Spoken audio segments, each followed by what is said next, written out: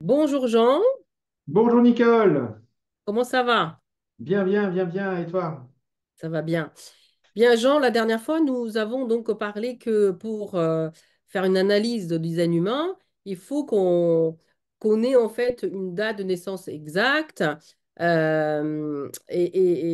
en fait, cette fois-ci, on va peut-être aller un petit peu plus en profondeur de parler quels sont vraiment les avantages de faire une analyse.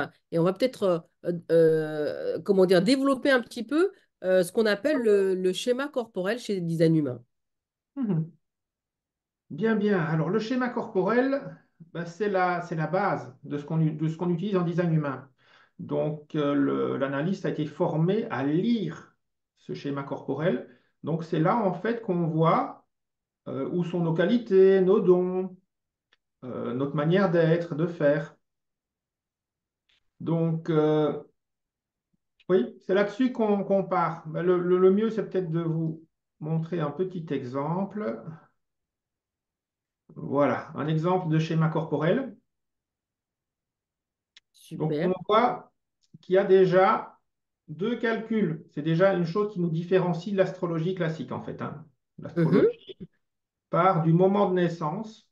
Il y a 13 activations conscientes, celles qui sont imprimées, on va dire, au moment de la naissance. Mais il y a aussi, est-ce qu'on calcule ça, 13 activations qu'on appelle nous inconscientes, qui proviennent à peu près de 3 mois avant la naissance, à peu près à 6 mois de grossesse. Donc c'est à ce moment-là aussi que la médecine estime que le fœtus peut être viable en fait. Et nous sommes Bon, l'ensemble des deux. Donc on voit qu'il y a des choses qui proviennent du moment de naissance et des choses qui proviennent d'avant. d'accord. Et c'est quoi une activation, Jean? Alors, une activation, bien, on dit que quelque chose est activé, c'est lorsque une planète se trouve dans un quartier. Donc, en design humain, il y a 64 quartiers qui sont un petit peu liés aux hexagrammes du I Ching. Donc, c'est un petit peu différent de l'astrologie. Et on voit ici que, par exemple, on a la planète qui passe dans le quartier numéro 13.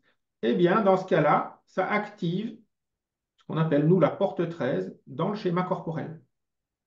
C'est ça qu'on appelle une activation. Et le schéma corporel complet ben, reprend l'ensemble de toutes les activations conscientes, inconscientes du moment de naissance et l'empreinte prénatale. Merci pour cette explication. Je vois aussi que je vois aussi qu'on est dans un mandala hein, de 64 portes que tu vas nous expliquer juste après, j'imagine, hein. Mhm. Voilà, donc il y a 64 portes. Maintenant, bon, c'est vrai qu'il y a le rouge, le noir, hein, ce que je viens de dire un petit peu. Toutes ces 64 portes ne sont pas toutes activées en même temps. Donc, on en a juste certaines qui sont activées. C'est ça qui fait qu'on aussi on est tous différents. Et là-dedans, il y a les activations du moment de naissance. Nous, on dit c'est notre personnalité, c'est ce que ou qui nous croyons être. Mais il y a aussi tout ce qui provient du corps physique, l'inconscient, comme on appelle ça, l'inconscient en mode un petit peu automatique, les choses qu'on fait sans, ou les manières d'être qu'on a sans s'en rendre compte, en fait. C'est comme ça qu'on appelle l'inconscient. Et là, ça peut être piégeux, parce que si ce qu'on croit être ne tient pas compte des activations inconscientes du corps physique, ben, on risque parfois un petit peu de se fourvoyer ou de ne pas se rendre compte ou vivre totalement qui on est, ou en tout cas le faire en conscience. Parce qu'il y a cette espèce de mariage forcé entre ce qu'on appelle nous le noir d'un côté et le rouge de l'autre, qui crée qui on est en totalité. Hein, ici, dans cet exemple, on voit par exemple que le petit centre jaune, là, hein, qui est coloré en jaune, tiens, mais ce n'est pas coloré ni dans le noir, ni dans le rouge. Donc on se rend compte que le mariage forcé crée quelque chose qui n'existe ni dans l'un ni dans l'autre, en fait. Et c'est grâce au noir ici et au rouge ensemble, qui sont reliés, qui fait que le jaune là-bas se colore et ça donne un mode de fonctionnement particulier qui n'existe que simplement grâce aux deux ensemble, en fait. D'accord. Donc là, voilà, c'est une fusion, je dirais, hein, entre justement la couleur rouge et la couleur noire. Euh, Voilà. voilà. Est-ce que la couleur rouge, c'est en espèce un petit peu la partie inconsciente? Voilà, c'est plutôt l'inconscient, tandis que le noir, c'est plutôt le conscient. Oui, c'est un petit peu ça. En inconscient, en design humain, c'est pas vraiment la même définition qu'en psychologie traditionnelle.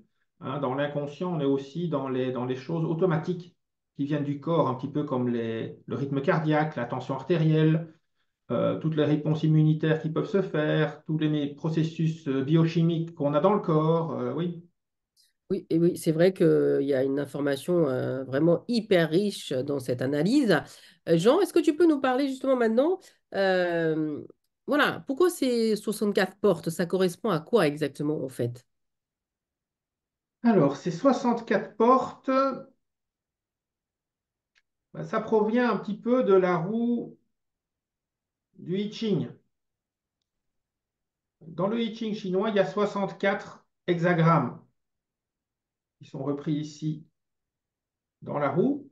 C'est vrai que ça fait une petite différence par rapport à la roue astrologique classique, hein. Ici, on a remis, par exemple, tous les signes du zodiaque. Donc, on voit que dans la roue astrologique, il y a 12 signes, donc il y a 12 quartiers, mais les quartiers sont assez larges. Donc, ici, dans le système du design humain, on subdivise les 360 degrés de la roue en 64 quartiers, 64 portes. Donc, ça donne un côté plus précis, à mon avis, D'accord, d'accord. plus Et pointu. Oui, d'accord, bien sûr, on y parviendra beaucoup plus tard. Je sais que chaque quartier, ça signifie quelque chose, hein, je crois, oui. Ok. voilà. Et on peut éventuellement aussi faire une corrélation, je vais dire, entre le I Ching et l'ADN. On se rend compte qu'il y a même des corrélations un peu interpellantes. Parce que dans le I Ching, il y a 64 hexagrammes. Chaque hexagramme est composé de 6 lignes. Et on retrouve un petit peu une corrélation avec l'ADN où il y a 64 codons. Et dans chaque codon, il y a 6 groupes d'acides aminés. Donc, il y a Incroyable. des correspondances ou des corrélations, en tout cas, intéressantes. Et certains sont penchés là-dessus d'une manière assez pointue et précise pour voir un petit peu comment tous nos processus biochimiques fonctionnent par rapport à ça aussi. C'est intéressant. Ouais, c'est fascinant pour moi, hein. Quand j'ai découvert ça, moi, j'étais fascinée. Enfin, ensuite, je crois qu'on parle aussi que le schéma corporel est composé de 9 centres d'énergie. Est-ce qu'on peut voir aussi ce point, Jean? Alors, les 9 centres, oui. Donc, chaque centre énergétique est responsable, on va dire, de différents thèmes. Donc, il y a 9 grands thèmes, hein. Donc, il y a, par exemple, 3 centres de conscience. La conscience splénique, donc c'est lié à la rate, par exemple, et au système immunitaire, le système lymphatique, où là, on sera plus sur l'intuition, l'instinct de survie, ce genre de choses. C'est la manière aussi de gérer les peurs. Une autre conscience qu'on a, c'est la conscience mentale avec l'ajna. Là, c'est un centre de conscience, mais c'est aussi le centre qui est là pour conceptualiser, pour vérifier, pour analyser. Et là derrière, on est sur la glande pituitaire, par exemple. Alors, on a aussi la conscience émotionnelle qui est liée au plexus solaire, avec la manière dont on va vivre les émotions, les ressentis et le fonctionnement de la vague émotionnelle qui monte et qui descend. On a aussi 2 centres dits de pression, la racine. Là, on est sur les surrénales, par exemple. L'adrénaline, c'est la manière dont on est capable de supporter plus ou moins la pression ou plus ou moins de pression. Ensuite, on a la pression à penser avec l'inspiration, le centre de l'inspiration, la tête et la glande pinéale. Donc ça, c'est l'inspiration qui vient de l'extérieur et qui va peut-être nous faire nous poser des questions, questions qui vont être envoyées vers l'ajna qui va essayer d'y répondre. Puis quand on a trouvé les réponses, éventuellement, ben, c'est envoyé vers la gorge pour communiquer. Ou La gorge peut aussi être considérée comme une boîte de vitesse quand elle est connectée à un moteur, et là, ça devient aussi un centre de manifestation, pas uniquement de la communication. Super. Bon, Merci. oui, Ouais, je dis que ça donne vraiment beaucoup, beaucoup d'informations, hein. oui, oui, Euh, oui, oui, c'est énorme, c'est énorme. c'est On a énorme, oui. encore, oui, Vas-y, vas-y. on a encore le centre G, qui est le centre de la direction, l'identité, la manière d'aimer, qui est plutôt lié à un organe comme le foie, par exemple. On a un moteur, le moteur du cœur, le cœur ego, euh, la force de volonté, si on a une facilité ou pas à s'engager, à faire des promesses. On a le moteur du centre sacral, qui est vraiment le centre de la force vitale, de l'énergie, qui est aussi associé à tout le système reproducteur, par exemple. Donc voilà, j'ai fait un petit peu le tour des 9 centres et un petit peu leurs caractéristiques. Super. En plus, il y a aussi des circuits énergétiques qui relient ces 9 centres, je crois. Ça va être Voilà. intéressant Donc aussi c'est de vrai découvrir. qu'on le voit mieux ici, on voit qu'il y a chaque fois des circuits, des canaux. Et ces canaux, eh bien, ils peuvent être subdivisés en 3 circuits. Et chaque circuit a vraiment ses spécificités. Il y a le circuit individuel, le circuit collectif et le circuit tribal. Et ils ont chacun leurs énergies et leur manière de faire, ou leur ensemble de dons et de qualités. Donc on a toutes les qualités, je vais dire, de type individuel qui sont dans le circuit individuel. Donc là, le côté individuel, ben, il cherche à l'autonomisation, faire les choses par soi-même, faire les choses à sa manière, sans tenir compte éventuellement des autres. Ça, c'est le côté individuel. Donc il y a un côté qui peut être très créatif, et c'est aussi le côté individuel qui permet d'aller vers la nouveauté, en fait. Ensuite, l'individuel, ben, il va montrer un exemple que peut-être les personnes dans sa famille, dans ses proches, on va dire rentrer dans la dynamique, on va dire tribale, où là, ben, dans la dynamique tribale, on se soutient, on fait les choses à sa manière, euh, on est soutenu, mais on soutient en même temps sans se poser de questions, hein. Il y a pas de mental là-dedans, il n'y a pas d'inspiration, on ne cherche pas l'inspiration, son identité, on la met de côté. C'est un petit peu ça dans l'énergie tribale, hein. Donc c'est intemporel, ça reste, donc c'est assez réfractaire à l'énergie individuelle qui voudrait changer les codes, les normes et ce genre de choses. Mais quand l'énergie individuelle y est arrivée, ben, ça devient une nouvelle manière de faire au niveau de la tribu. Puis au-delà de la tribu, il y a le collectif, le plus grand groupe. Là, on parle on n'est plus sur une structure un peu familiale où on est quelques-uns. Là, on est plus sur une ville, un village, un pays, où on essaye d'avoir un même set de normes et de manières de faire. Là, on est dans le collectif. Le collectif, il cherche à tout partager. Il cherche à partager une manière de faire, une manière de penser, et ainsi de suite. Donc là, c'est les caractéristiques de chaque circuit. Maintenant, il y a très, très peu de circuits où il n'y a des activations que dans un seul circuit. Donc au niveau du schéma, il y a des personnes qui ont de l'individuel, du collectif et du tribal en même temps en eux, qui vont s'exprimer d'une certaine manière. Il aura, par exemple, une qualité en individuel qui va fonctionner comme ça, mais en même temps une autre qualité en collectif et qui fera qu'il va penser collectif par rapport à d'autres thèmes, ou en tribal par rapport à d'autres. Et tous les mix sont possibles, 2 ou 3.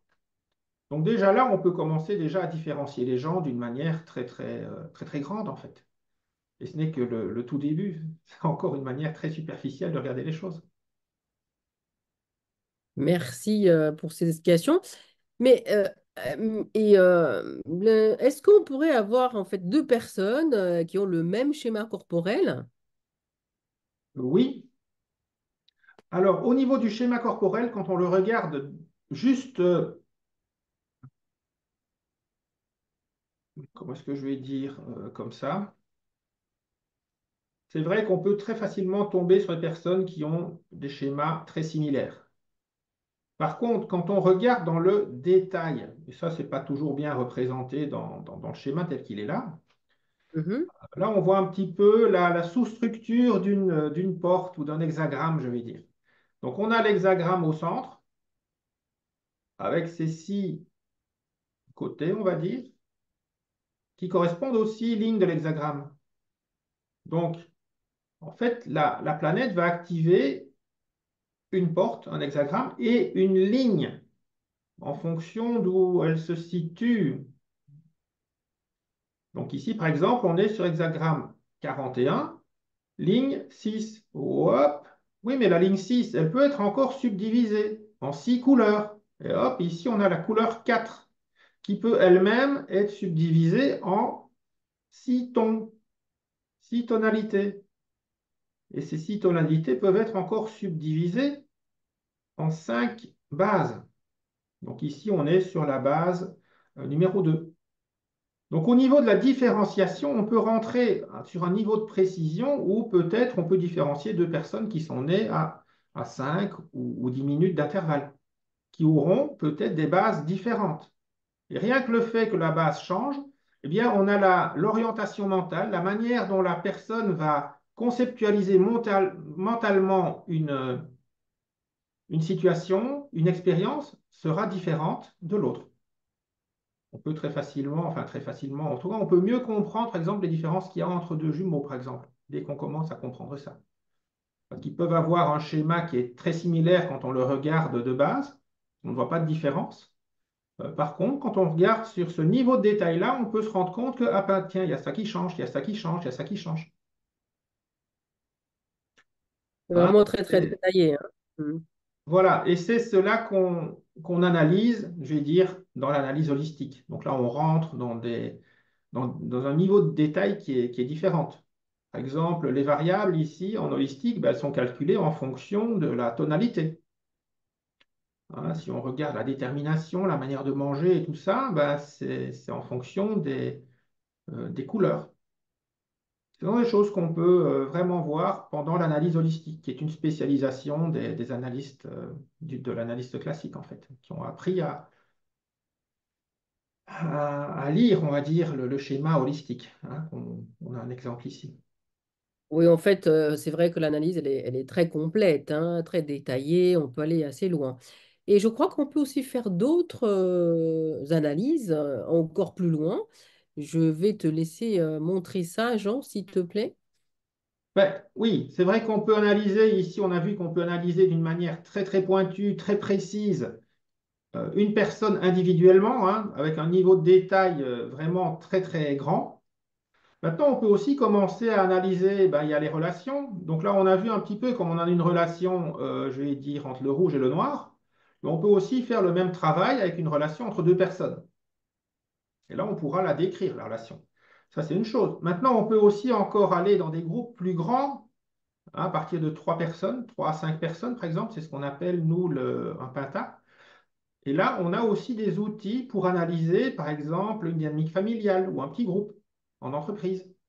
Hein, ici, on a un exemple où on est sur un groupe où il y a 4 personnes, parce qu'il y a 4 couleurs différentes, en fait. Hein. Donc la cinquième, il n'y a jamais. Bien, là, on analyse que ben, la personne qui correspond au vert va amener une, deux, trois, quatre, cinq, 6 qualités dans le groupe. La bleue en amène 2, la rose en amène 5. Euh, donc là, on voit déjà ce que chaque personne amène dans la dynamique de groupe. Et pour qu'une dynamique de groupe soit, nous on dit fonctionnelle, que ça se passe bien, sur le long terme en tout cas, eh bien, il faudrait que chacun des 12 thèmes soit comblé par au moins une personne. Donc là, on trouve que dans ce groupe-là, ben, il y a déjà trois manques. Et on peut se rendre compte tout de suite que ce groupe aura difficile de fonctionner, en tout cas de manière saine et viable sur le long terme. Il va manquer de coordination. Les gens vont trouver que oui, mais ils ne se sentent pas surveillés, ça coince, qu'il n'y a pas de supervision, que la personne qui devrait être là à superviser ne fait pas passer éventuellement les bonnes informations aux bonnes personnes. et que le management n'est pas là, donc il n'y a personne qui, à un moment, décide. Et dans ce groupe-là, tout le monde risque de, moi, ce que je vais dire, râler sur tout le monde de ne pas le faire, en fait. Alors qu'en fait, il n'y a personne qui amène cette énergie-là. C'est des choses qu'on peut analyser quand on fait des analyses BG5 ou l'analyse familiale, par exemple. Donc l'analyse BG5 va quand même beaucoup, beaucoup plus loin dans les détails que l'analyse familiale, en fait, oui. Voilà, j'ai fait un petit peu le tour des différentes analyses. Enfin, si, il y a encore l'analyse OC16 où on va aussi sur les grands groupes, mais là, c'est encore un autre sujet. Bon. Eh ben, c'est super, c'est tellement riche. En tout cas, bah, pour ceux qui nous écoutent, si vous avez envie d'avoir une analyse express, venez nous rencontrer au Salon Zen du 26 au 30 septembre prochain à Porte Champéret à Paris. Donc, vous pourrez donc découvrir une analyse express avec votre date de naissance. Ou sinon, vous pourrez aussi venir vivre un séminaire avec nous pendant le week-end de 12 et 13 octobre prochain à Paris. Donc voilà, donc, je vous dis à très très bientôt et à une prochaine vidéo. Au revoir Jean, Au revoir, Nicole, un grand merci. merci.